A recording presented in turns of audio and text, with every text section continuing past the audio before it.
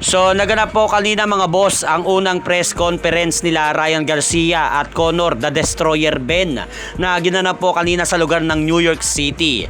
At dahil po sa nangyaring press con na yan ng dalawa, kapwa nagpalitan nga po sina Ryan Garcia at Conor Ben ng mga maiinit na salita sa bawat isa. At may pagkakataon pa nga pong kamuntik-muntikan pang mag-abot sina Ryan Garcia at Conor Ben sa nangyaring press con nila kanina sa lugar ng Fanatic Fest, New York City. At magaganap nga po mga boss ang laban nila Ryan Garcia at Conor Ben sa darating na buwan ng September 12 na gaganapin sa T-Mobile Arena, Las Vegas, Nevada. Kaya abangan po natin ang laban na yan.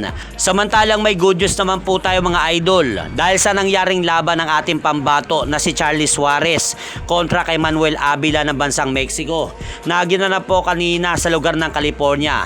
Tagumpay nga pong naipanalo ng ating pambato na si Charlie Suarez mga boss ang kanyang WBO number 1 status matapos nga pong talunin ni Charlie Suarez si Manuel Avila via first round technical knockout nang tamaan nga po ni Charlie Suarez si Manuel Avila ng isang pamosong body shot sa katawan upang mapaluhod nga po ito sa canvas. Pero pinilit pa rin po mga boss ni Manuel Avila na tumayo sa laban habang binibilangan nga po siya ng referee. Pero mga idol, napansin nga po ng referee na wala na rin pong pag-asa pang manalo si Manuel Avila sa ating pambato na si Charlie Suarez. Kaya napagpasya na lang po nito na ininto na ang laban sa round 1 dahil baka lumala pa ang natamong suntok sa katawan ni Manuel Avila kapag pinagpatuloy pa. Kaya nakuha nga po mga boss ni Charlie Suarez ang panalo kanina sa lugar ng California via first round technical knockout upang masukit po niya ang titulong WBO International Super Featherweight belt sa laban upang mag-improve na po ang kartada ni Charlie Suarez sa 19-0 with 11 knockout.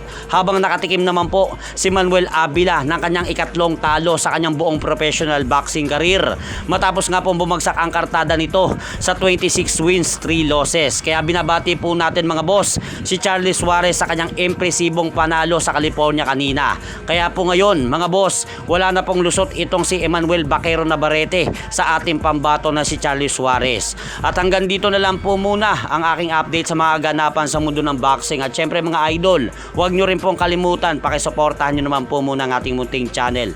Maraming salamat po.